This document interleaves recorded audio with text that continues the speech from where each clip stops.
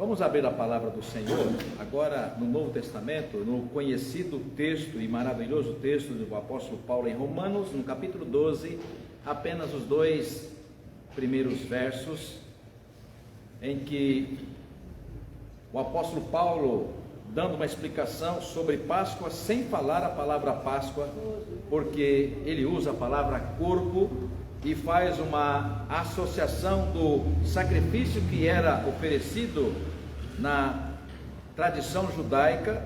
Paulo, um ex-devoto e cuidadoso seguidor das leis judaicas, uma vez transformado pelo Espírito Santo, quando viu a presença do Senhor Jesus ressurreto a caminho de Damasco, aquele encontro que mudara, ou que mudaria radicalmente a vida do então judeu Saulo, para o grande e maravilhoso evangelista, pastor e ensinador Paulo de Tarso. Romanos 12, apenas os versos 1º e 2º, você encontrou? Amém? Amém. Rogo-vos, pois, irmãos, pelas misericórdias de Deus, que apresenteis o vosso corpo por sacrifício, aí vem a novidade, vivo, santo, agradável a Deus, que é o vosso culto lógico. Depois nós falaremos sobre essa palavra, que é o vosso culto lógico. E 2, e não vos conformeis, ou não tomem a forma deste século, mas transformai-vos pela renovação da vossa mente, para que experimenteis qual seja a boa, agradável e perfeita vontade de Deus. Amém? Amém. A Páscoa como consubstanciação. A Páscoa como consubstanciação. Essa palavra grande é uma resposta que os reformadores Lutero e depois João Calvino utilizaram para reensinar ou trazer de volta o ensino, irmãos e irmãs, do verdadeiro significado bíblico do que é a Páscoa. Até porque a tradição católico-romana havia durante séculos, vou usar a expressão aqui, magificado os elementos da mesa, pão e vinho. Como vocês sabem, há séculos, começando na Idade Média, se enganado não estiver, por volta do ano 1100, 1200, que até então a tradição católico-romana, a única igreja cristã, na verdade a segunda, porque no ano 1050 surgira a igreja ortodoxa, a igreja grega, mas até então, se enganado estiver, o ano 1151, não sou muito bom de datas, e tomou-se a decisão de que a comunidade cristã não tomaria mais o vinho, como a gente faz hoje, pão e vinho. Aí cria-se o conceito de que, para não perder aquilo que é sagrado, aquilo que é santo, que é o vinho, passou-se então a usar, tem uma taça aqui, usar apenas aquela taça, e molhava-se a hóstia na taça, como é até hoje, e coloca ali a hóstia na boca do fiel.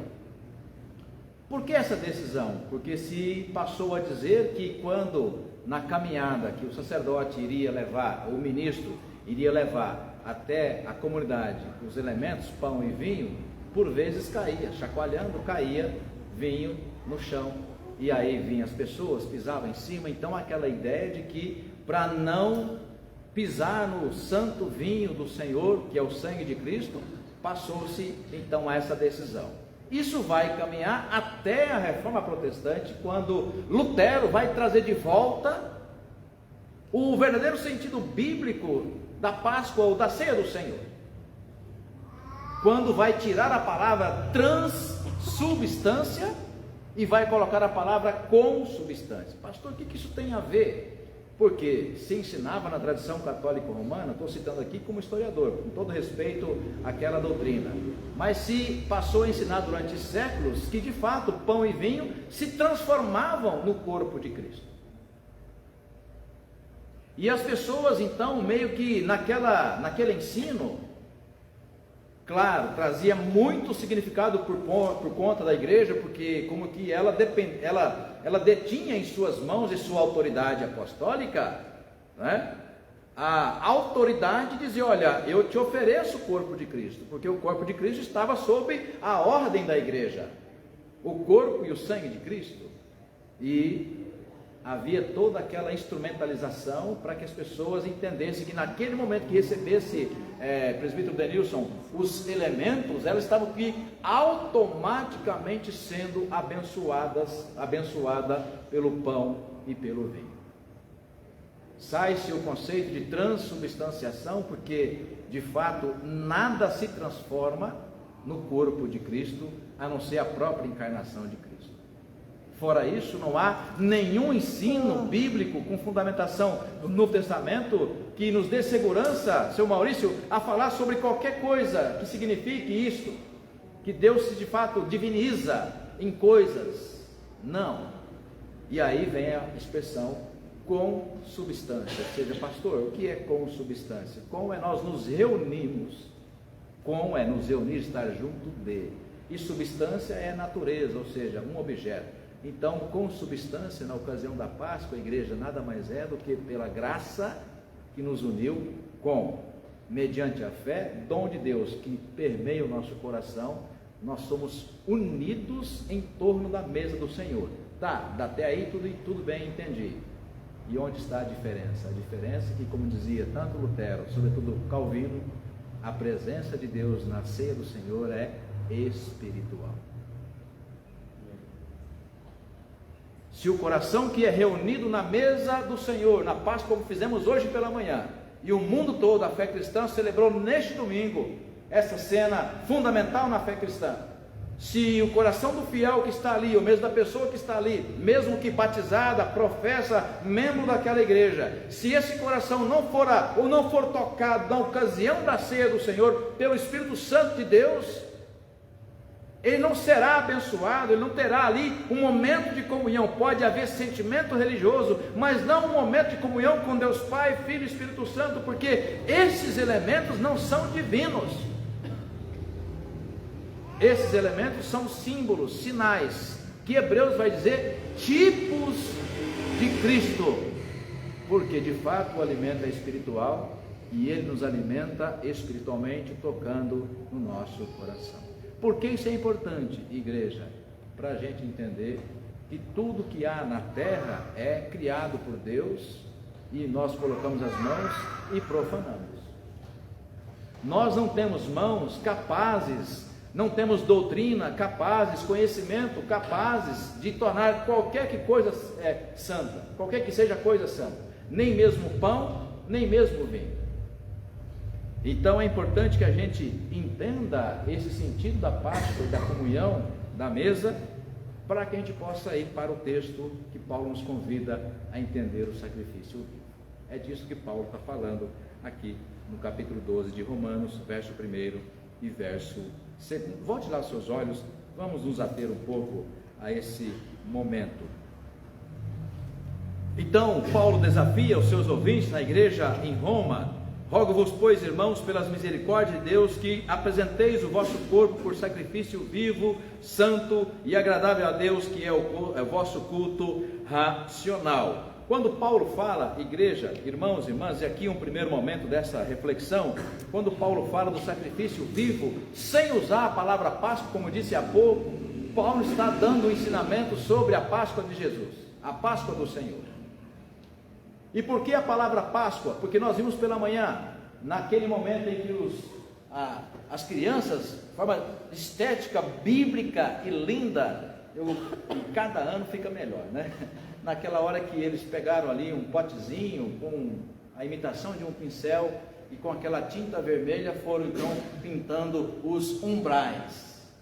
Literalmente uma reprodução estética de uma cena linda, que é muito bíblica, ali no Êxodo, quando o povo estava se preparando para a 10ª praga. Os detalhes em que foram ditos e escritos a Moisés, para que aquele momento acontecesse. A marca, o sinal. A palavra Páscoa nasce desse contexto, porque simplesmente é o anjo da morte, da 10ª praga, que iria matar os primogênitos, o anjo da morte que passasse, quando visse o sinal nos umbrais da casa do povo hebreu, o sinal do cordeiro imolado, oferecido a Deus, passaria por cima. Então a palavra Páscoa, tanto do hebraico quanto do grego, ou mesmo do latim, significa a mesma coisa. Páscoa é poupar, é passar por cima. Então quando Paulo fala, ofereceis o vosso corpo vivo, santo e agradável a Deus, é que nós não temos que morrer para oferecer um culto agradável ao Senhor. Porque o que foi agradável a Deus foi um gesto de amor incondicional, que Ele mesmo, em seu Filho encarnado, fez por nós. Então, a morte de Cristo nada mais é do que o Deus que nos poupou, Leila. Ele passou por cima da nossa morte física, e pela graça, mediante a fé, está nos convidando também a passar por cima da morte espiritual. Então é disso que Paulo está falando no capítulo 12, no primeiro versículo, de olhar: aproveitem agora essa ocasião que vocês foram reunidos em torno do sacrifício vivo de Cristo, ofereçam então a Deus um culto santo, agradável, que é o quê? Um culto lógico, porque sempre a palavra aqui é traduzida por racional, né? E eu vou aqui rapidamente falar sobre a palavra racional, que não deveria, na verdade, ser racional, deveria ser lógico. Por quê?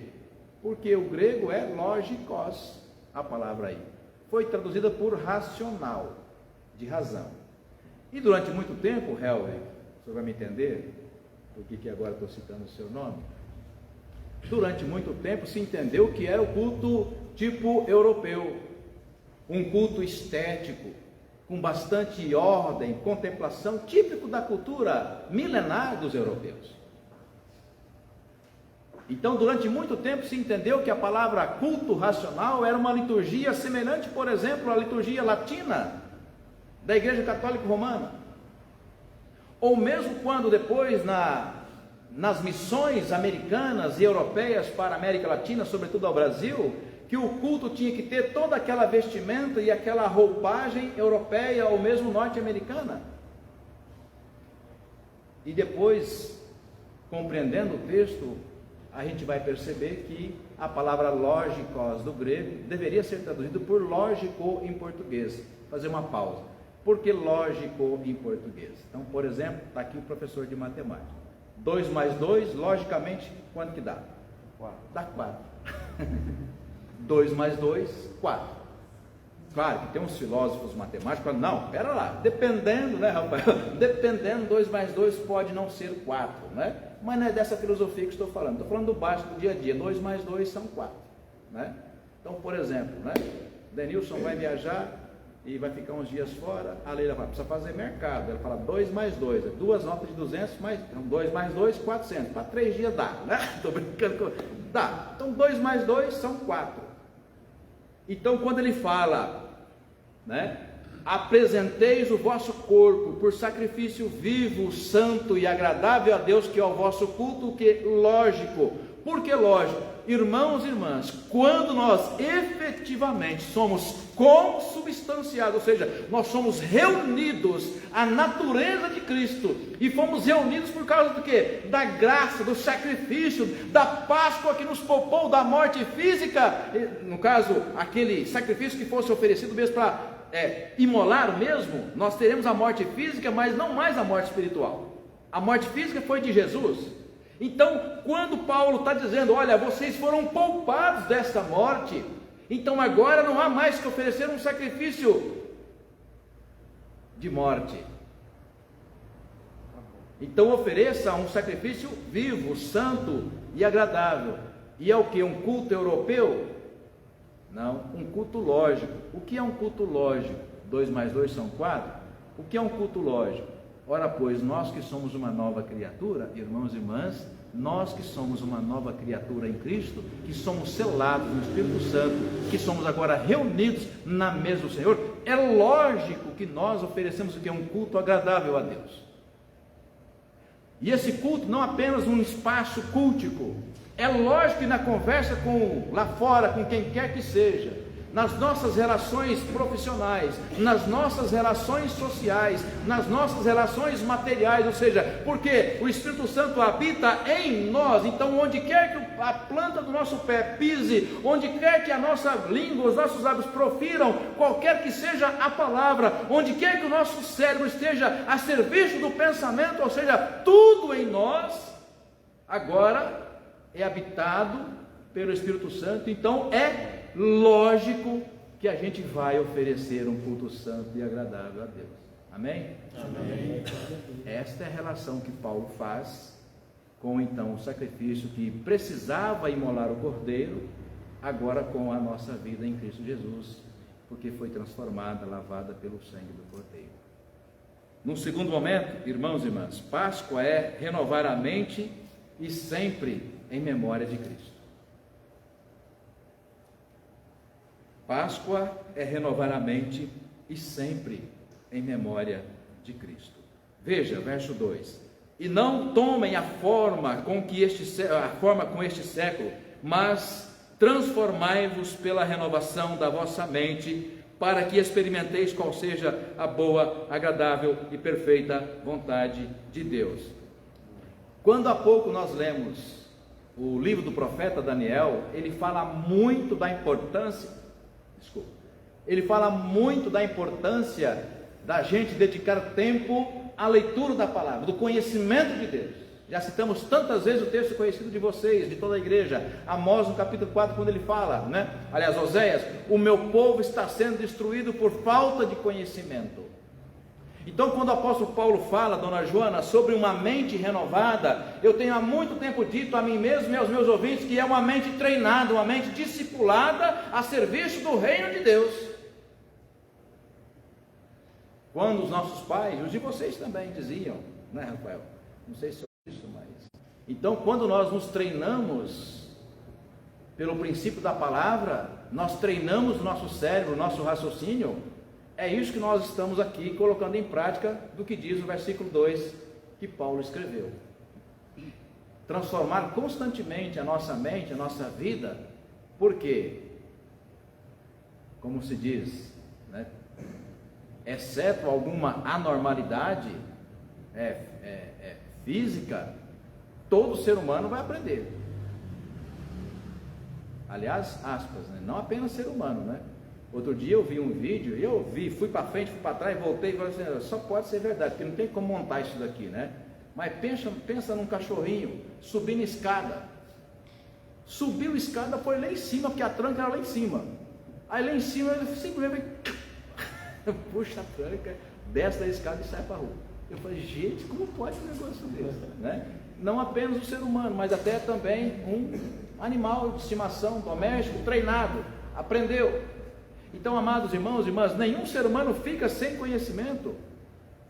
A pergunta é que tipo de conhecimento está adquirindo. Então, quando o apóstolo Paulo fala que Páscoa é renovar a nossa mente, mas sempre em memória de Cristo, sem usar a palavra Páscoa, é isso que nós estamos entendendo quando Paulo fala, olha, não vos tomem, ou não tomem a forma do mundo. O que é a forma do mundo? Ora, pois, o mundo é o mundo que nós existimos. As pessoas com as quais nós convivemos no mundo lá fora, que não têm compromisso com Deus, ou mesmo que não foram ainda, mas que podem ser transformadas em Cristo Jesus, tornando-se uma nova criatura. Enquanto isso não acontece, eles falarão como ímpios, que de fato são, que aliás Paulo vai dizer isso em Efésios antes, que era o nosso mesmo estado, antes de Deus intervir em nós, por meio de Cristo, na ação do Espírito Santo de Deus. Então, não há chance da gente, convivendo com pessoas sem compromisso com Deus, de não ser influenciado por essas pessoas, desde que a gente, dedique tempo àquilo que Paulo está dizendo como conselho para nós, que Páscoa é renovar a nossa mente e sempre em memória de Cristo, quando nós nos dedicamos tempo na transformação diária da nossa mente. Por quê? Para que a gente possa de fato oferecer um culto agradável a Deus, para que a nossa vida, a experiência com Deus seja sempre boa, agradável e perfeita. Vamos terminar? Abra lá comigo o texto de Filipenses e assim vamos terminando a nossa reflexão nesse tempo precioso recordando os feitos de Cristo por nós. Filipenses, no capítulo 1,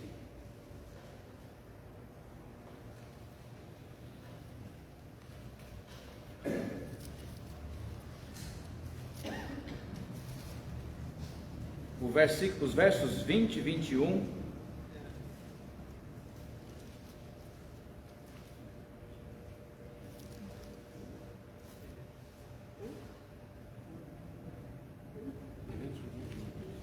Filipenses capítulo 1, versos 20 e 21.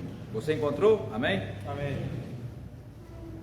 Segundo a minha ardente expectativa e esperança de que em nada serei envergonhado, antes, com toda a ousadia, como sempre, também agora, será Cristo, olha só, engrandecido, e aí eu gosto da palavra muito, para você entender o que Paulo também escreve em Romanos 12, texto da nossa reflexão, e também nas palavras da instituição, quando Jesus, Leila, tomando um pão, disse: isto é o meu corpo. Então não é um elemento mágico, é o corpo mesmo, porque com o nosso corpo nós fazemos absolutamente tudo. Com o nosso corpo nós fazemos absolutamente tudo. Sem o nosso corpo nós não fazemos absolutamente nada. Sem o nosso corpo nós já estamos na glória do Pai, já morremos. Então tudo que nós fazemos é no corpo. Então é esse sacrifício vivo, santo e agradável que Paulo está nos convocando a oferecer a Deus, porque com o nosso corpo estamos a serviço do Senhor. Então na parte final então ele vai dizer: será Cristo engrandecido aonde? No meu corpo, quer pela vida, quer pela morte, porquanto para mim viver é Cristo e morrer é lucro, porque morrer é ir para a glória do Pai. Portanto, irmãos e irmãs, que a nossa vida seja um culto a Deus, não apenas no espaço da consubstanciação, ou seja, que aqui, tocados em nosso coração, nós somos movidos a uma só fé, a um só Senhor, a oferecer culto a Deus, mas com este mesmo corpo nós sairemos por aquelas portas e sairemos em missão. Que a nossa vida seja um constante culto lógico, porque somos uma nova criatura em Cristo. Que a nossa vida, o nosso corpo seja sempre um culto lógico.